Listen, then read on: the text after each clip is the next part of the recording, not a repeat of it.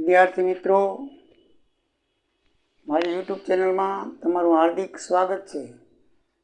આજે ઉદાહરણ નંબર 7 બીજી વખત બે રીતથી જોવામાં આવે છે। પહેલી રીત હતી ઉદાહરણ નંબર 7ની જે આપણે જોયું તે પારસ્પરિક રીતની અંદર પુનરાવર્તિત ફાળવણી પદ્ધતિ હતી। પારસ્પરિક ફાળવણી પદ્ધતિ અંદર 3 પદ્ધતિ છે: પુનરાવર્તિત ફાળવણી પદ્ધતિ, યુગપત સમીકરણ પદ્ધતિ અને પ્રયત્ન અને ભૂલની પદ્ધતિ। એમાં આપણે પુનરાવર્તિત ફાળવણી પદ્ધતિ આગલા વિડીયોમાં જોઈ ગયા। આ વિડીયોની અંદર એ જ દાખલો, એ જ રકમ અહીંયા લખેલી જ છે, એટલે અલગ તરીકે દર્શાવી નથી। ઉદાહરણ 7 છે, એની રકમ લખેલી જ છે અને એ જ રકમથી બે રીતો, યુગપત સમીકરણ પદ્ધતિ અને પ્રયત્ન અને ભૂલ પદ્ધતિ, બીજી અને ત્રીજી રીત જોવાની છે, તે આપણે જોઈએ। તો સૌથી પહેલાં આપણે યુગપત સમીકરણ જોઈએ। તો મિત્રો, યુગપત સમીકરણની અંદર શું કરવાનું હોય છે? તો તેને સેવા વિભાગો આપેલા હોય, બે સેવા વિભાગોની જે રકમ ફાળવણીની આપેલી છે 1170 અને 1500 રૂપિયા, એના ઉપરથી સમીકરણ બનાવવાનું હોય। શું બનાવવાનું હોય છે? સમીકરણ। કેવી રીતે બનાવવાનું છે સમીકરણ? કારણ કે રીતે સમીકરણની છે, એટલે જેટલા સેવા વિભાગો એટલા સમીકરણ બનાવવા પડે। બે વિભાગ છે તો બે સમીકરણ બનાવવા પડે। તો બે સમીકરણ કેવી રીતે બનાવવાના? તો પહેલું ક્ષનું બનાવીએ। ક્ષનો હિસ્સો 1170 રૂપિયા છે। કેટલો હિસ્સો છે? 1170 રૂપિયા। 1170 રૂપિયા ક્ષનો હિસ્સો છે અને એની ટકાવારી છે 20%, બરાબર છે? તો એ સેવા વિભાગનો જે ખર્ચ છે તે કેમાં ઉત્પાદનની અંદર ઉમેરી દેવાનો છે। એટલે આપણે શું કરશું? 1170 ની અંદર 20% ઉમેરી દેવાના। એટલે 20% એટલે 100/5 ભાગ થાય। એટલે 1170 વત્તા 1/5 ય એમ લખવાનું। શું લખવાનું? ય, બરાબર છે? યનો ભાગ છે 20%। કેટલો છે? યનો ભાગ 20% આપણે કેમાં ઉમેરી દઈએ? ક્ષમાં। એટલે ક્ષની કિંમત છે 1170 રૂપિયા। એની અંદર જે બીજો વિભાગ છે એની કિંમત ઉમેરી દેવાની। એની કિંમત શું કરીને ઉમેરી દેવાની? ય વિભાગ છે એની 20% ઉમેરી દેવાની। તો આપણે ય વિભાગની 20% ઉમેરી દઈએ। ક્ષની યમાં ઉમેરવાની ને યની ક્ષમાં ઉમેરવાની। એ બાબત ધ્યાનમાં રાખવાનું, કારણ કે એકબીજાને ઉમેરવાનું થશે। આમાં સમીકરણ કઈ રીતે બનાવવાનું? કે 1170 રૂપિયા ક્ષની રકમ છે, એમાં 20% ની અંદર યની રકમ ઉમેરી દો। એટલે 1170 વત્તા 20% એટલે 1/5 યની કિંમત ઉમેરી સમીકરણ 1 બન્યું। હવે રીતે ઉલટું, યની કિંમતમાં ક્ષના 10% ઉમેરી દો। તો યની કિંમતમાં ક્ષના 10% એટલે 1 ભાગ ક્ષ બરાબર બીજું સમીકરણ બન્યું। બની ગયું મિત્રો? સમીકરણ કઈ રીતે બનાવાયું? કે યના કુલ ખર્ચામાં ક્ષના કુલ ખર્ચામાં યની ટકાવારી અને યના કુલ ખર્ચામાં ક્ષની ટકાવારી ઉમેરી દેવાની છે। એટલે બંનેના સમીકરણ બની જાય। આ સમીકરણ બનાવ્યા પછી તમારે સમીકરણ 1 કે 2 ને કોઈને પણ નીચેનો જે રકમ છે એને લસા કહેવાય, લસાવાળી ગુણીને આ અપૂર્ણાંકમાં કહેવાય, પૂર્ણાંક બનાવી નાખવાનો, એટલે નીચે અપૂર્ણાંક આવે નહીં। તો આપણે સમીકરણ 2 ને બનાવીએ। સમીકરણ 2 ને 10 વડે ગુણી નાખી, બધી રકમને 10 લસા કહેવાય। તો સમીકરણ 2 ને 10 લસા વડે ગુણી નાખો। આને 10 વડે ગુણી તો 10 ય, આને 10 વડે ગુણી 1500 તો 15000, અને આને 10 વડે ગુણી 10 ઉડી જાય એટલે ખાલી ક્ષ વધે। એટલે સમીકરણ 2 ને આપણે પૂર્ણાંક સ્વરૂપમાં ફેરવી કહેવાય। અપૂર્ણાંક જે અધૂરું સમીકરણ હતું, અપૂર્ણાંકમાં એને શું કરી નાખ્યું? પૂર્ણાંક સ્વરૂપમાં સાદા રૂપમાં ફેરવી નાખ્યું। હવે આ જે સમીકરણ બન્યું એમાં ક્ષની જે કિંમત છે એ મૂકી દો, એટલે આપણે યની કિંમત મળીને પછી યની કિંમત પહેલા સમીકરણ મૂકશું એટલે ક્ષની કિંમત મળશે।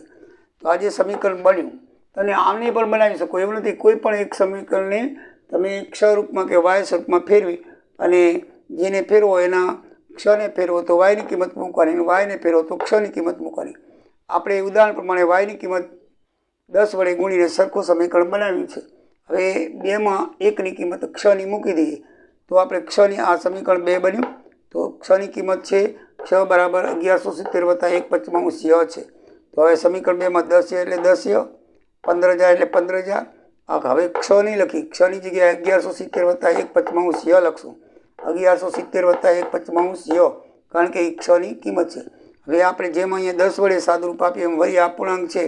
સમીકરણનો નિયમ છે, કોઈ પણ અપૂર્ણાંક હોય તો લસા કાઢીને એને બધા પદને વડે ગુણી નાખો એટલે સીધું સમીકરણ, સાદું સમીકરણ બની જાય. તો આ 5ને આપણે કાઢી નાખીએ, દરેક વડે ગુણી નાખીએ. દરેક પદને 5 વડે ગુણી તો 10 × 5 = 50, 15 × 5 = 75,000, 1170 × 5 એટલે 58,50. અને આને 5 વડે ગુણો એટલે 5 5 ઉડી જાય એટલે 1 એ વધે ખાલી. કૌંસમાં લખી નાખો દરેક પદને 5 વડે ગુણતા. હવે એનું સાદું રૂપ લઈએ તો 50 75 ને 5 80,850 થાય. અને વત્તા વાયને આપણે આ બાજુ લઈએ એટલે ઓછા વાય થઈ ગયા. 50 વાયમાંથી ઓછા વાય જાય એટલે 49 વાય રહે. અને આ બાજુ 80,850 થાય.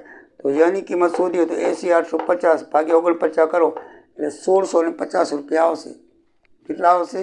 1,650 રૂપિયા મિત્રો. તો યની કિંમત આવી તો કોઈ પણ સમીકરણમાં તમે યની કિંમત 1,650 મૂકી દો તો ક્ષની કિંમત મળી જાય. એ તમને આવડે છે, આપણે ઘણી પ્રકારમાં શીખી ગયા છીએ. તો આપણે સમીકરણ 1માં યની કિંમત મૂકી દઈએ તો સમીકરણ 1 ક્ષ 1170 એટલે 1170, 1/55 એટલે 1/55. આ યની કિંમત બેનો સંબંધ ગુણાકારનો છે, 1/55 તો 1/55 ગુણ્યા આપણે યની કિંમત મળી 1,650 એ ગુણી નાખીએ તો 1170 અને એ 5 ભાગી 1,650 ને તો 330 આવે. એટલે વત્તાનું ચિહ્ન છે એટલે 1170 વત્તા 330 1500 રૂપિયા આવે. શું આવે? 1500. એટલે આપણને બંનેની કિંમત મળી ગઈ. યની કિંમત 1,650 અને એ કિંમત કોઈ પણ સમીકરણ મૂકી તો આપણે પહેલાં સમીકરણમાં મૂકી તો ક્ષની કિંમત 1500 આવી ગઈ. તો આમ ક્ષ બરાબર 1500 ને ય બરાબર 1,650 રૂપિયા આવ્યા. હવે એને દાખલામાં જે દાખલાની ટકાવારી આપી છે ક્ષની અને યની, એ પ્રમાણે ઉત્પાદન વિભાગને આ કોઠો વેચ્યો છે. કેવી રીતે વેચ્યા જોઈ લઈએ આપણે. તો ₹1500 ક્ષના છે, તો ₹1500 ક્ષના છે, બરાબર છે. ક્ષની ટકાવારી 20, 40, 30, તો 20, 40, 30 પ્રમાણે વેચી નાખીએ. આના 20% 300, 40% 600 અને 30% 450, કુલ 1350 થાય. એ રીતે યની ટકાવારી કઈ છે? 40, 20, 20. તો 1,650 યન આવ્યા છે તો તેને 40, 20, 20 પ્રમાણે વેચી દઈએ તો 1,650ના 40% 660, 20% 330, 20% 330, ટોટલ 1320. બરાબર મિત્રો. અને જે ખર્ચ ફાળવેલ છે એ તમે લખી નાખો. 4,3500 ને 3,000 રકમ છે, 4,3500 ને 3,000. હવે આનું ટોટલ મારશો 59, 4,960, બનું 4,430 અને કરનું 3,780. તો મિત્રો ત્રણેય રીતમાં આ જ જવાબ આવે છે. સેમ જવાબ આવશે. ત્રણેય પદ્ધતિથી જવાબ એક સરખો આવશે. પહેલી પદ્ધતિથી આપણે જવાબ જોયો આ જ છે, તમે જોઈ લેજો. બીજી પદ્ધતિ આ ગણી એથી જવાબ જોયો આ જ છે. બરાબર જોઈ લીધું ને. તો આની અંદર કેવી રીતે સમીકરણ બનાવ્યા મિત્રો ખબર પડી. સમીકરણ સેવા વિભાગની ક્ષની ફાળવેલ કિંમતમાં યનો હિસ્સો ઉમેરી દેવાનો. ઉમેર્યો 20% એટલે 1/55. એવી રીતે યની ફાળવેલ ખર્ચમાં ક્ષનો ઉમેરી દેવાનો. વિભાગ 10% એટલે 1 થાય. બરાબર છે. 10મો ભાગ 100નો 1 થાય ને, 100 એ ગુણી નાખી એટલે તો 10 1 લખવાના. હવે આ બે સમીકરણ બની ગયા ક્ષને એના. કોઈ પણ સમીકરણ તમે 10 વડે ગુણીને સિમ્પલ સમીકરણ બનાવી નાખો તો આપણે આ યનું સમીકરણ સિમ્પલ બીજું બનાવ્યું. બરાબર છે. સિમ્પલ સમીકરણ બની ગયું. બરાબર. સિમ્પલ સમીકરણ બન્યા પછી આ બન્યું સિમ્પલ સમીકરણ. જુઓ 10 વડે ગુણી નાખ્યું. પછી કોઈ પણ સિમ્પલ સમીકરણ બનાવ્યા પછી ક્ષની કિંમત અહીંયા ક્ષ છે તો ક્ષની કિંમત મૂકી દઈએ. ક્ષની કિંમત 1170 1/55 છે એ મૂકી સાદુરૂપ આપો તો યની કિંમત મળશે 1,650. અને યની કિંમત મળે તો તમને ખબર છે કોઈ પણ સમીકરણમાં યની અહીંયા મૂકો કે અહીંયા ગમે તે સમીકરણ આપણે પહેલા સમીકરણમાં મૂકી 1/55 ને યની જગ્યાએ 1,650 લખી તો ક્ષની કિંમત 1,500 રૂપિયા આવી. તો ક્ષ બરાબર 1,500 ને ય બરાબર 1,650 આવ્યા. દાખલામાં જે ટકાવારી છે એ પ્રમાણે ઉત્પાદન વિભાગને વેચી દીધા. તો મિત્રો આ થઈ યુગપત સમીકરણની રીત. હવે છે પ્રયત્ન ભૂલની રીતમાં. પ્રયત્ન ભૂલની રીતમાં એકદમ સરળ છે. આ બધામાં રીત અલગ છે. દાખલા જવાબ એક જ આવશે. તો ક્ષ વિભાગનો જે ખર્ચ છે કેટલો છે? 1170. એનું પ્રમાણ કેટલું છે? એનું 10%. તો એને 10%માં વેચવાનું. ધ્યાન રાખજો. ક્ષનું પ્રમાણ જે છે એ 10% વેચવાનું. એના ક્ષના 1170 ને 10% પ્રમાણે વેચવાનું.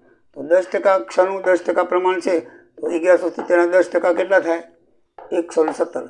અહીં 1170 આપી દીધા પૂરેપૂરા, એના 10% એટલે 1 મીંડું કાઢી નાખો. 117 કોને આપ્યા? યને. અહીંયા મીંડું રહ્યું, અહીં 117 આપ્યા એટલે 1617 થયા.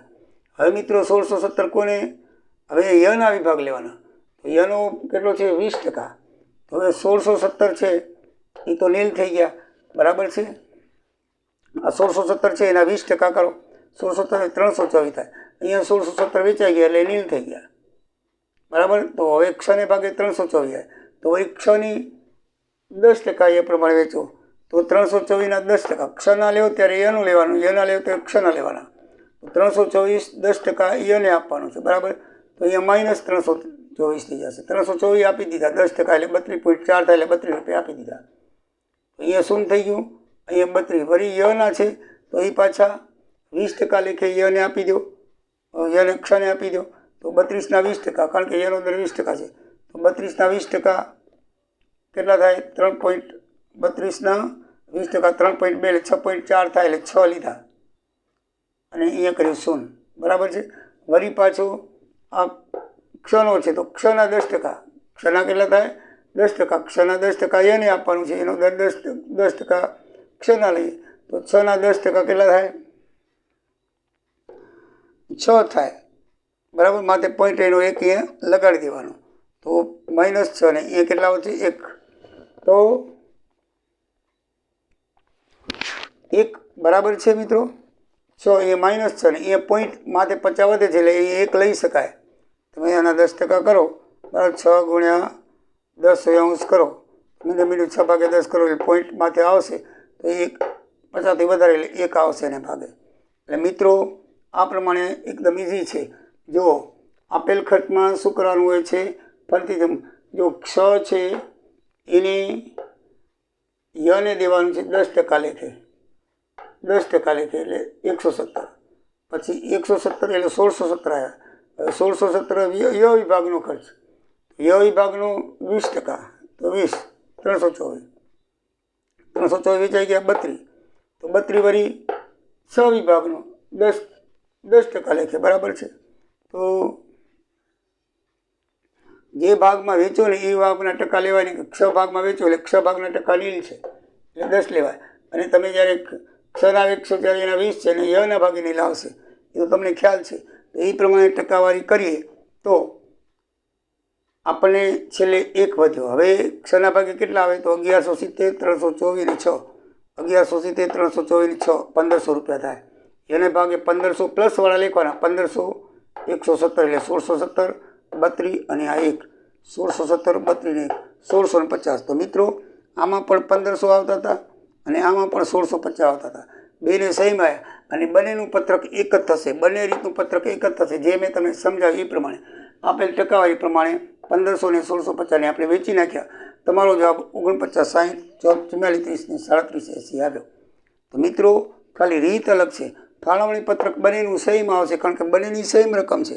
આની 1500 ને 1650, તો આની 1500 ને 1650, એટલે બંને રીતનું ફાળવણી પત્રક એક જ થશે, સેમ ટુ સેમ. એટલે ત્રણેય રીતે આ દાખલો એક જ આવે છે. મિત્રો આગલી રીતમાં પણ 49, 61 આવે છે, 44, 30 આવે છે અને એમાં 37, 79 આવતા, એને બદલે આમાં 80 આવે. 1 રૂપિયાનો ફરક એ આને લીધે પોઈન્ટ લીધા આવે છે, બાકી સેમ છે. એક દાખલામાં ત્રણેય રીતમાં જવાબ કેવો આવે છે? સેમ આવે છે. તો મિત્રો પરોક્ષ ખર્ચાની આ પારસ્પરિક રીતની ત્રણેય પદ્ધતિઓથી દાખલો ગણાવ્યો. 7મો સેમ જવાબ આવે છે. તો ત્રણેય પદ્ધતિથી દાખલામાંથી કોઈ પણ એક પદ્ધતિથી પૂછાય છે તો જે પદ્ધતિ પૂછ્યું એ પદ્ધતિ તમારે લખવાની હોય છે. આ પદ્ધતિમાં સમીકરણ બનાવવાનું હોય છે અને આ પદ્ધતિમાં વારાફરતી ખર્ચા આપેલ ટકાવારી પણ બાદ કરતા જવાના અને છેવટે પછી એક નીલ આવી જાય ત્યારે જે પ્લસવાળી સંખ્યા છે એનો વત્તાકાર કરો અને એમાં પણ પ્લસવાળી સંખ્યાનો વત્તાકાર કરી અને 6 ને 1નો કુલ ખર્ચ કાઢો. પહેલી રીતની અંદર આપણે ખર્ચાને જ્યાં સુધી શૂન્ય ના આવે, છેલ્લે ફાળવાઈ ન જાય ત્યાં સુધી આપણે બાદ કરતા જતા હતા. બીજામાં સમીકરણ બનાવ્યું છે. ત્રીજાની અંદર ક્ષનો ખર્ચ યને આપવાનો, યનો ખર્ચ ક્ષને આપવાનો, ક્ષનો ખર્ચ યને વારાફરતીમાં આપતા જાઓ અને પછી જ્યારે શૂન્ય આવે કે 1 આવે ત્યારે દાખલાને પૂરો થઈ જાય પછી ક્ષની અને યનો જે પ્લસવાળી સંખ્યાઓ છે એ સરવાળો કરો તો બંને સહીમાં આવશે અને પછી અબક જે ઉત્પાદન વિભાગ છે એને ફાળી દો. તો મિત્રો આ 7મું ઉદાહરણ એકદમ અગત્યનું છે, કોઈ પણ રીતે પૂછાય તો તમને આવડવું જોઈએ. બરાબર. હવે આગળ આપણે દાખલા કરશું. હવે બધી રીત લગભગ આવી ગઈ છે, કોઈ રીત નથી. હવે સ્વાધ્યાયના અને ઉદાહરણના દાખલા કરશું. તમારે કોઈ દાખલો ગણાવો હોય તો કમેન્ટ કરશો. બરાબર છે. હું મારી રીતે અગત્યના લાગે એ રીતે દાખલા કરાવીશ. હવે દાખલા નંબર આના પછી કરાવીશ હું તમને દાખલા નંબર 8 કરાવીશ. કયો કરાવીશ? દાખલા નંબર 8, જે યુનિવર્સિટીની અંદર લગભગ 9મો કરાવીશ. કયો કરાવીશ? 9મો યુનિવર્સિટીની અંદર 6 વખત પૂછાઈ ગયો છે. દરેક યુનિવર્સિટી, ગુજરાત યુનિવર્સિટીમાં 2 વખત, ઉત્તર ગુજરાત યુનિવર્સિટીમાં 2 વખત અને સૌરાષ્ટ્ર યુનિવર્સિટીમાં પણ 2 વખત. ત્રણે યુનિવર્સિટીમાં 6 વખત પૂછાયેલો છે. કયો દાખલો? ઉદાહરણ નંબર 9. તો હવે આવતી વખતે ઉદાહરણ નંબર 9 હું કરાવીશ. તો મિત્રો આવતો વિડીયો જરૂરથી જોજો. જય સિયારામ, જય દ્વારિકાધીશ.